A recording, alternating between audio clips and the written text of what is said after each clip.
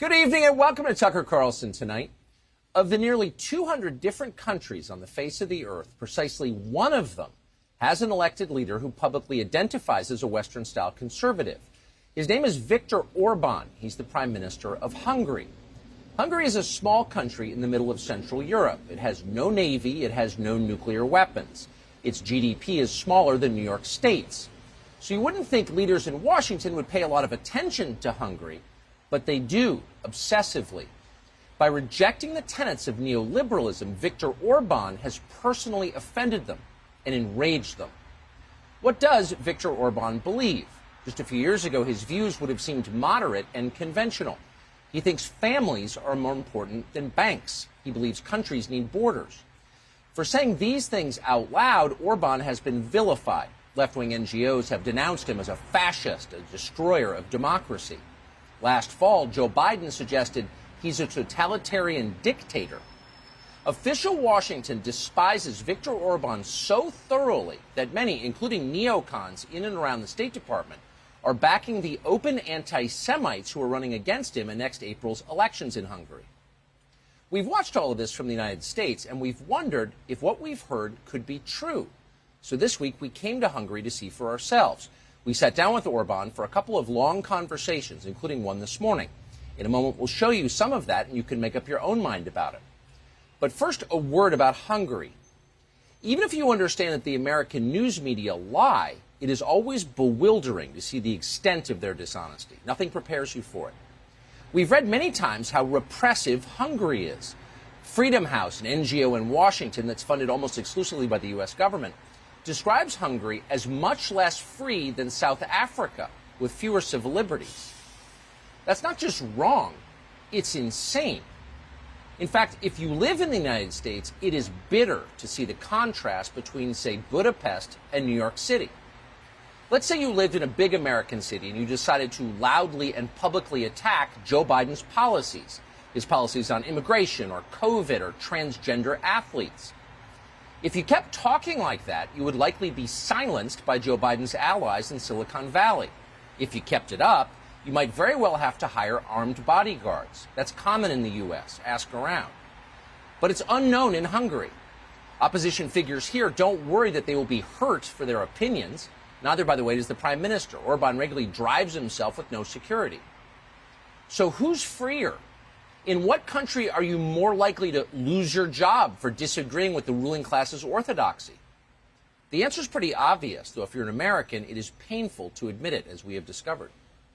With that, here's Viktor Orbán. His accent's pretty thick, but his English is precise. He's worth hearing. Mr. Prime Minister, thank you very much.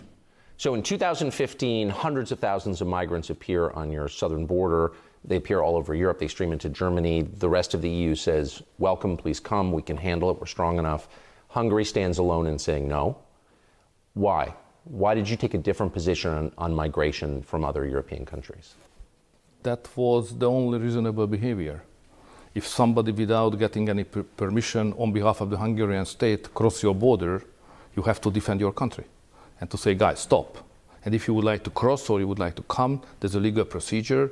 We have to do it. But you can't cross, without any kind of limitation and permission and any contribution and control of the Hungarian state. It's dangerous. You have to defend your people against any danger. And you think you have a right to do that? Of course. It's coming from the God, the nature, so all arguments with us. Because this is our country, this is our population, this is our history, this is our language, so we have to do that. Of course, if you are in trouble and there is nobody closer to you than the Hungarians, you have to be helpful. But you can't say simply that, okay, it's a nice country, I would like to come here and to live here because it's a nicer life. This is not a human right to come here. No way, because it's our land. It's a nation, it's a community, families, history, tradition, language. Saying what you just said, which I think will seem obvious to a lot of our viewers, was very offensive to a lot of countries in Western Europe, to their leaders. Yeah, because many European countries decided to open a new chapter of their own history of the nation. They call it New Society, which is a post-Christian, post-national societies. They believe firmly that if different communities even huge number of, let's say, Muslim communities, and the original inhabitant, let's say, Christian communities are mixed up, the outcome of this will be good. There is no answer whether it will be good or bad, but I think it's very risky. And the chance that it will be not good, but it will be very bad is obvious. And each nation has the right to take this risk or to reject this risk. We Hungarians decided not to take that risk, to mix up our society. That's the reason why they attack Hungary so harshly, and that's the reason why my personal reputation is very bad. You know, I'm treated like the black sheep of the European Union personally, and sometimes Hungary as well, unfortunately. So it has been 6 years since Germany, since Angela Merkel made the decision to let many hundreds of thousands of migrants into her country. Millions, basically. Millions, non-German speakers, mostly Muslim. What have the effects been in Germany? You know, diplomacy is requires some well behavior, but it was their decision. They took the risk, and now they got what they have deserved. That's their life. I would not like to make any categories to describe what was the outcome of their decision. I only insist on that the Hungarians has the right to make our own choice. You first became famous in the late 80s as a student, as one of the leaders against Soviet occupation of Hungary, and you were a hero to many in the United States. And at the time, during the Cold War, we paid close attention to Hungary. I think the U.S. government was on your side. You were on the side of the U.S. government. So 30 years later, Joe Biden, while running for president last year on ABC News, described you, suggested that you were, and I'm quoting, a totalitarian thug. You see what's happening in everything from Belarus to Poland to Hungary, and the rise of totalitarian regimes in the world, and as well as this president embraces all the thugs in the world. Is that bewildering for you to see the change, and how do you respond to that characterization? So first of all, the reaction of that kind of opinion here in Hungary is always not very polite, but we think, who is that guy to say that? Then we say, okay, he is the president of the United States, so we should take it seriously. But anyway, somebody who does not speak our language has a very limited knowledge on Hungary, even in the recent several decades of our life, don't understanding us obviously. Having an opinion like that, you know, it's by itself, it's a personal insult for all the Hungarians. But because he is the president of the United States, we have to be very modest. We have to be very respectful, and we have to make a lot of things to clarify that what he is doing is rather a fake. We try to do that in a polite way because we respect the Americans. We respect the American democracy, American culture. So we would not like to destroy our relationship because the bilateral relationship with the Americans is basically very good. We are cooperating well on the field of defense as NATO allies. Economic cooperation is excellent. You are a big investor here. Trade is going very well. Your businessman is finding a lot of possibilities here. So everything is fine, except the politics when the liberals are in government in Washington. That's the problem. So we have to manage that because the American-Hungarian good relationship is a value, even if the Americans don't perceive today it as it was previously. So we have to save what we can save out of it. But it's a little strange. I don't think Joe Biden has ever referred to Xi Jinping, for example, who has murdered many of his political opponents famously, as a totalitarian thug. Why would he single you out? And not just you, by the way, the Polish government as well. The problem is the success. So it's a real challenge for the liberal thinkers that what is going on in Central Europe, Poland and in Hungary as well. In Hungary, more outspoken probably.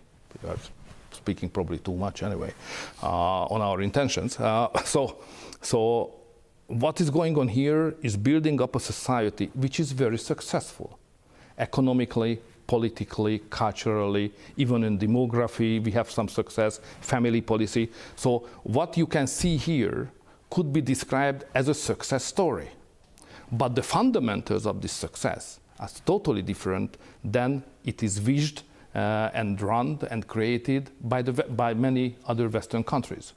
So the Western liberals cannot accept that inside the Western civilization, there's a conservative national alternative which is more successful at the everyday life, at the level of than the liberal ones. That's the reason why they criticize us. They are fighting for themselves, not against us. But we are an example that somebody or a country which is based on traditional values, on national identity, based on tradition of Christianity, could be successful or sometimes even more successful than a leftist liberal government. It's interesting as an American to see this. So the American media, the Biden administration, the State Department is opposed to you because they say that you're a totalitarian thug. Your opponents are a coalition of former communists and anti-Semites. Is it strange to see the American left rooting for a coalition that includes anti-Semites? Yeah, let's say if you would have asked me several years ago whether could it happen that the ex-communist political forces and the anti-Semite right is forming a coalition and running together at the election against a pro-Israeli and pro-American, pro-NATO, Western-oriented government as we are, my answer would have been no, it's impossible. But now the international communities accept it. So I understand that here in Hungary, the political parties would like to get power as soon as they can. Therefore, they try to make a broad coalition against the ruling government. Okay. But to be accepted that, by the international community so easily, I'm surprised.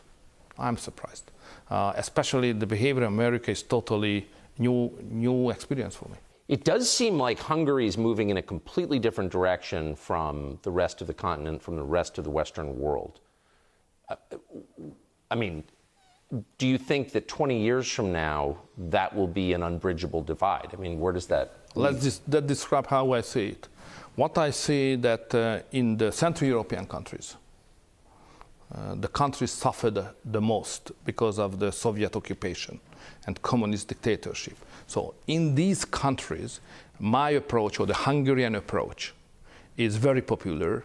Probably we have a majority in all of that societies, not only in Poland and Hungary. They are more moderate. I mean, the others are more moderate. But if you understand what they are doing, what are the fundamentals and their motivations, is basically belonging to the same political family anyway. Yes. On the Western society, there is a lot of people, millions and millions of people, who disagree the direction of the policy taken at this moment, which is against the family or not respecting the families, which is more based on migration, which is more open society, which is more welfare, and so on and so on. So I don't say that the political competition is over in the Western European societies. So I see chances, and the key country is Italy at this moment, where the fight and the competition is very open. So I can see chances in the Western countries also that they are able to change their policy from liberal to conservative, or from liberal leftist to Christian Democrats. The chance is there, but we are not internationally well organized. So the forthcoming years are really exciting. I've noticed in the last few nights in Budapest, I've run into a number of Americans who have come here because they want to be around people who agree with them, who agree with you. Do you see Budapest as a kind of capital of this kind of thinking? The capital of that kind of thinking, or one of the capitals, because the other Central European countries are also very competitive and producing very nice ideas and organizing that kind of communities of conservative and Christian Democrats thinkers as we do. We cooperate with that countries, so that kind of networks are getting closer to each other. It's getting more and more a real Central European network. But not only thinkers. Ordinary citizens, average citizens, are moving to Central European countries. It's not too dynamic at this moment, but the signs are clear. Many Christian families and conservative families who think that Western Europe is not secure enough, the future is unstable, the public security is not provided, and the ideological direction of the countries, or the basic values of the countries built on, is changing not to their taste or their intention. They are looking for other places. So if you go to the Hungarian countryside, you can find West European families who moved to Hungary. First to have the second house, because inside European Union we have a free movement. So first to have second house and then spending more and more time here. So we can't exclude the future of the European history when there will be a new migration from west to the east. Within Europe? The Christians and the conservatives try to find a better home. We can't exclude that. So up until very recently, Hungary, which is a small nation, 10 million people, had two big nuclear-armed allies, the United States and Israel. You were probably Netanyahu's closest ally in Europe. You were close to Donald Trump. Both of them are gone. Where does that leave you? We are not very much fortunate in the recent years, because Donald Trump was a great friend of Hungary. He was very much supportive to us. Not just personally, but politically also. So there was a good friendship between the two countries also. And, you know, first America first, is a very positive message here in Central Europe. Because it means if for Donald Trump, America first, for us, Hungary could be first as well. And let's cooperate on that basis. Right. So that was a very good foreign policy, very effective, and we cooperated very well. The same with Bibi, with Netanyahu, who is a good friend of the Hungarians, and when he was in power, he always invested a lot of energy to have a good relation with the Central European countries. We respect it very much, but he lost also. So the Hungarian conservative Christian, Judeo-Christian democratic thinking lost to major international supporter, and the opponents came into power. So this is a totally new circumstance around Hungary. For me as a politician, it's a strong challenge, how to handle it. You've got an election coming up in April. Are you worried that there will be international interference in your election in Hungary? That will happen. We are not worried of that. We are prepared for that. Obviously, the international left will do everything what they can do, probably even more, to change the government here in Hungary. We are aware of that, and we are prepared for that, how to take the fight and fight back. When the President of the United States describes you as a totalitarian thug, which is a very serious thing to say about somebody, I would note, I mean, that suggests that, you know, why wouldn't the Biden State Department work to prevent you from being reelected? I think sooner or later the Americans will realize that issues in Hungary must be decided by the Hungarians.